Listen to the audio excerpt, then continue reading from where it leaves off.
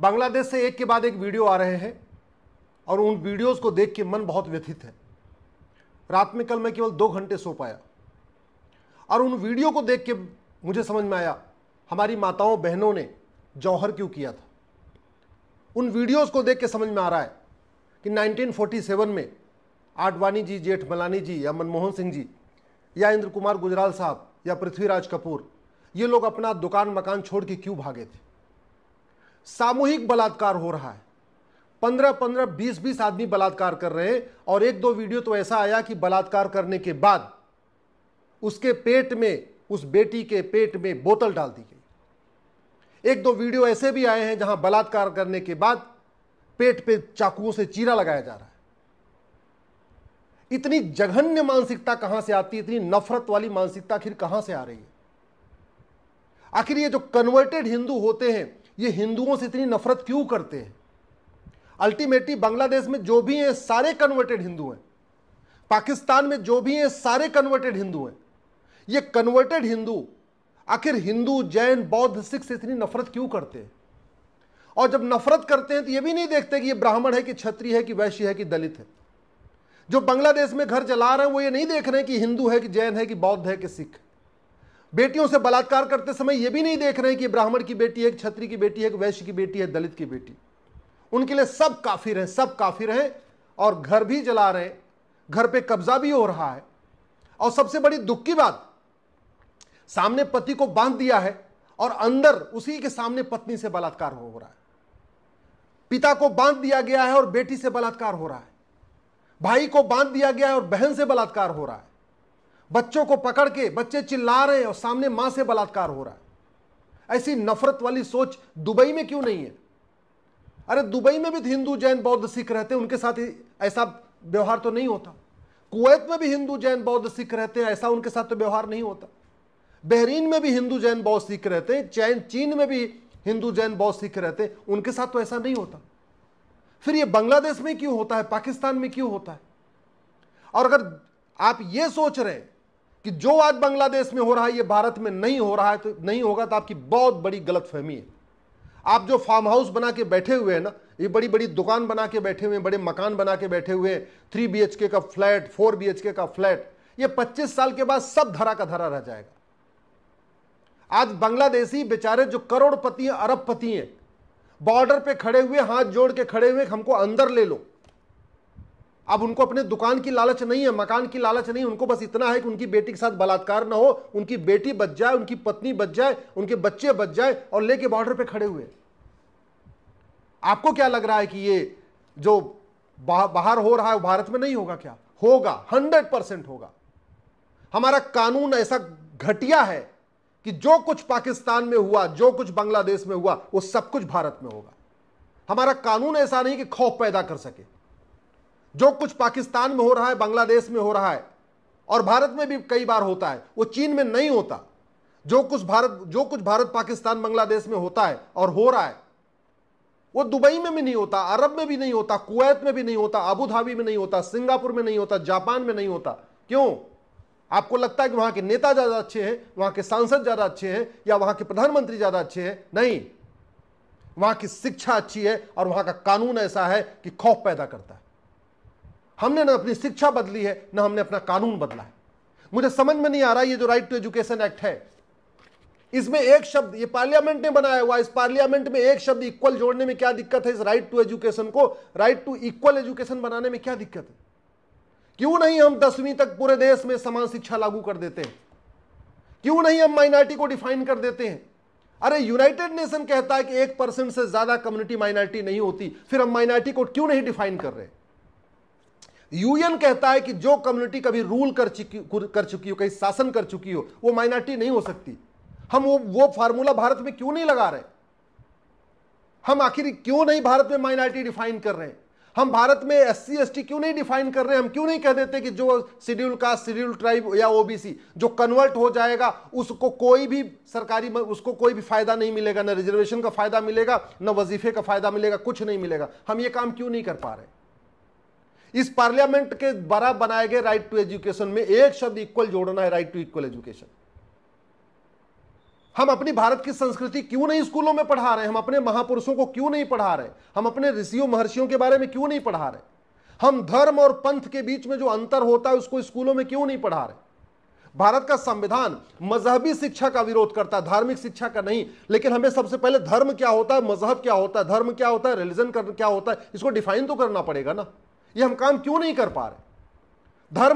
धर्म और रिलीजन को डिफाइन कर दे, उसके बाद धार्मिक किताब पढ़ें।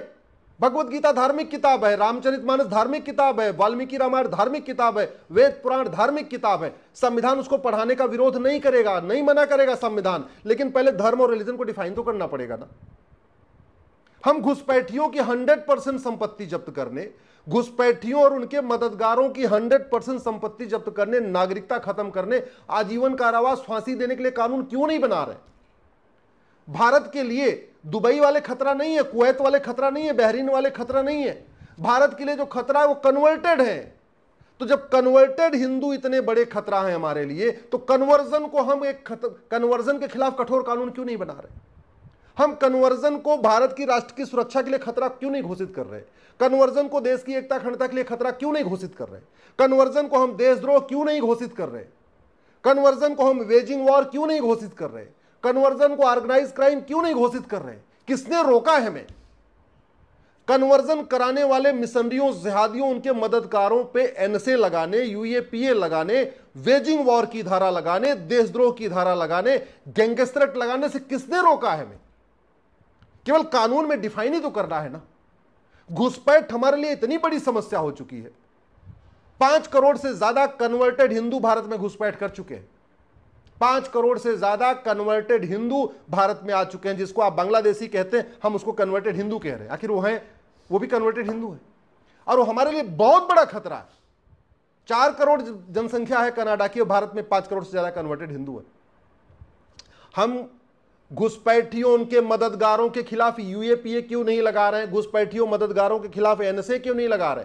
घुसपैठियों और उनके मददगारों के खिलाफ देशद्रोह क्यों नहीं लगा रहे? घुसपैठियों और उनके मददगारों के खिलाफ गैंगस्टर एक्ट क्यों नहीं लगा रहे? घुसपैठियों और उनके मददगारों की नागरिकता क्यों नहीं खत्म कर रहे?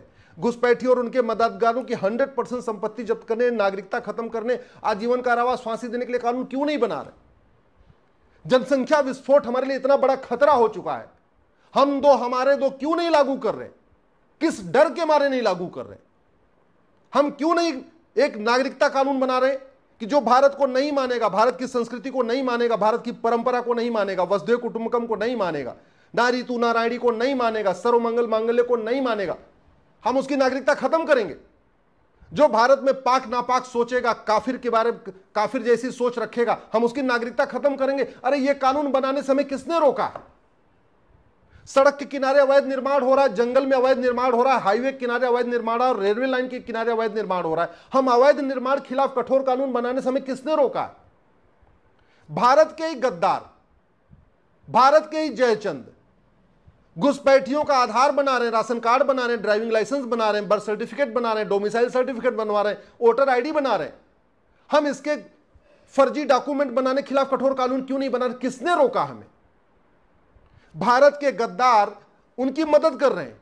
भारत के गद्दार भारत को जाति के आधार पर बांट रहे हैं, भाषा के आधार पर बांट रहे हैं, क्षेत्र के आधार पर बांट रहे हैं। हम क्यों नहीं एक यूनिफॉर्म इलेक्शन कोड बना रहे हैं कि जो आदमी भाषा क्षेत्र के आधार पर बांटेगा वो कभी चुनाव नहीं लड़ पाएगा, ना पार्टी बना पाएगा, ना पार्टी पदाधिकारी बन पाएगा। हम क्यों नहीं एक नया कानून बना रहे?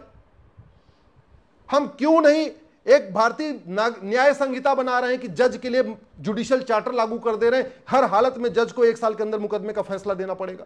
किसने रोका हमें?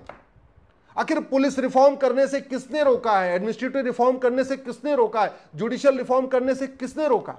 हम भारत की पुलिस को दुनिया की सर्वोत्तम पुलिस क्यों नहीं बना रहे? हम भारत की न्यायिक व्यवस्था को दुनिया की सर्वोत्तम न्यायिक व्यवस्था क्यों नहीं बना रहे? हम भारत की प्रशासनिक व्यवस्था को दुनिया की सर्वोत्तम प्रशासनिक व्यवस्था क्यों नहीं बना रहे? हम भारत की टैक्स व्यवस्था को सर्वोत्तम व्यवस्था क्यों नहीं बना रहे? हम विदेशी चंदा आ रहा है, 50,000 करोड़ से ज्यादा चंदा आ रहा है भारत को बर्बाद करने के लिए। देश विरोधी नेता, देश विरोधी अभिनेता, देश विरोधी लेखक, देश विरोधी पत्रकार, देश विरोधी कलमकार, देश विरोधी यूट्यूबर, सबको फंडिंग हो रही है। हवाला के जरिए फंडिंग हो रही है, एफसीआरए के जरिए फंडिंग हो रही है, बैंक से फंडिंग हो रही है। हम क्यों नहीं एक यूनिफॉर्म बैंकिंग कोड बना रहे? हम हवाला के खिलाफ कठोर कानून क्यों नहीं बना रहे? हम बेनामी संपत्ति के खिलाफ कठोर कानून क्यों नहीं बना रहे? हम आय से अधिक संपत्ति आय संपत्ति को आधार से लिंक करने के लिए कानून क्यों नहीं बना रहे? अरे तू मैं करने से कुछ नहीं होगा, बतौलेबाजी करने से कुछ नहीं होगा, नूरा कुश्ती से कुछ नहीं होगा। ये चंद्रयान, ये मंगलयान, ये अग्नियान, ये ब्रह्मोस, ये राफेल, ये अग्नि, इससे भारत नहीं बचेगा। ये एक्सप्रेसवे से, हाईवे से और बुलेट ट्रेन से भारत नहीं बचेगा। भारत बचेगा कठोर कानून से, भारत बचेगा one nation one police code लागू करने से, भारत बचेगा one nation one judicial code लागू करने से, भारत बचेगा one nation one administrative code लागू करने से, भारत बचेगा जस्टिस विद इन ईयर लागू करने से, भारत बचेगा one nation one election code लागू करने से, भारत बचेगा one nation one population code लागू करने से, भारत बचेगा one nation one citizenship code लागू करने से, भारत बचेगा one nation one civil code लागू करने से, भारत बचेगा one nation one tax code लागू करने से, भारत बचेगा one nation one culture code लागू करने से। हम त्रिभाषा को अनिवार्य नहीं कर पा रहे, हम एक भारतीय संस्कृति संहिता लागू नहीं कर पा रहे, हम एक भारतीय धरोहर संहिता लागू नहीं कर पा रहे, हम अपने महापुरुषों के स्कूल में नहीं पढ़ा पा रहे, हम अपनी संस्कृति के बारे में जन जन नहीं पहुंचा पा रहे, हम अष्टांग योग को सभी बच्चों को नहीं पढ़ा पा रहे।